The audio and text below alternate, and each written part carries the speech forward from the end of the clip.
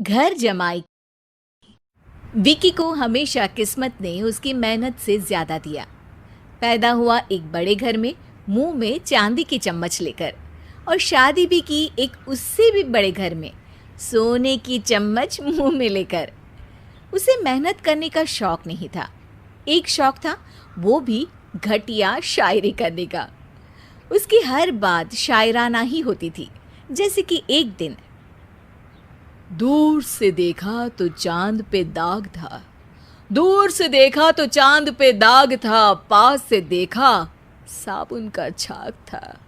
ठोको ताली। अरे ऐसी शायरी करोगे तो ताली तो पता नहीं, कोई तुमको ही ठोक देगा। शायरी वो बिल्ली है जो किसी का भी रास्ता रोक दे, और क्या मैं किल हूं जो कोई मुझे ठोक दे। मुझे तो आपसे बात ही नहीं करनी। मैं निकला था गाड़ी लेके, लेकिन दौड़ के जा रहा हूँ। मेरी शायरी कोई नहीं सुनता, मैं घर छोड़ के जा रहा हूँ।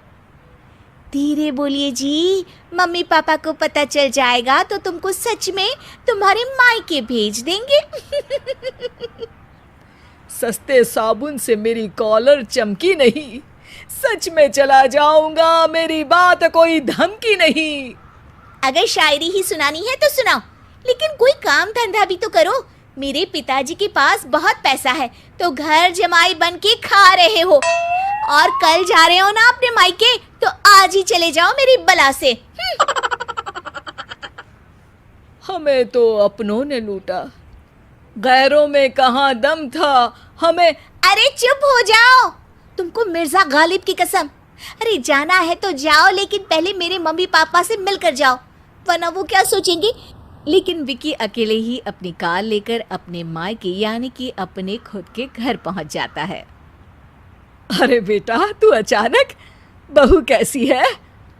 अरे माँ, बहू तो बिल्कुल बदल गई है, मुर्गी हाथ से निकल गई है। अरे क्या हुआ बेटा?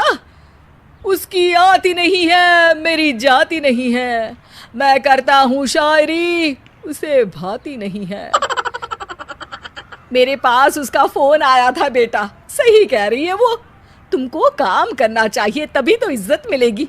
घर जमाई बनके सास ससुर के पैसों पर कब तक ऐश उड़ाते रहोगे?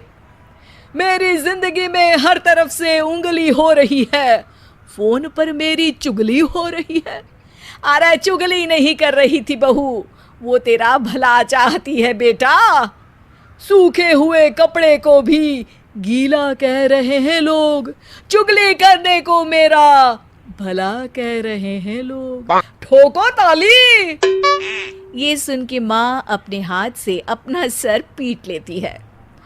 अरे माँ, ताली की जगह माथा क्यों ठोक रही हो?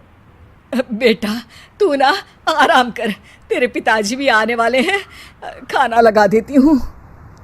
विकी अपने घर भी दिन भर टीवी देखता है, तरह तरह का खाना खाता है, दोपहर तक सोता है, चाय पीता है, वीडियो गेम खेलता है, बस काम करने नहीं जाता। घर में नौकर चाकर है तो बिस्तर से हिलने तक की जरूरत नहीं पड़ती। कई बार तो विकी अपने नौकरों को बिठाकर शायरी सुनाता रहता। कब जाओगे बेटा?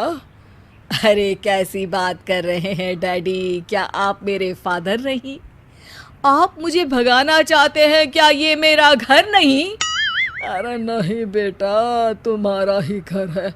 हम तो चाहते थे कि तुम यहीं रहो और मेरा काम आगे बढ़ाओ, लेकिन तुम ही चले गए घर जमाई बनने। अरे मेहनत तो गधे भी करते हैं, मैं अच्छी किस्मत लेके पैदा हुआ हूँ, मैं घर जमाई हूँ, ससुराल का फूल गेंदा हुआ हूँ।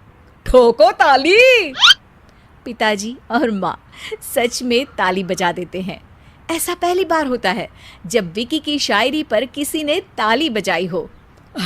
अरे आप लोग सच में ताली बजा रहे हैं?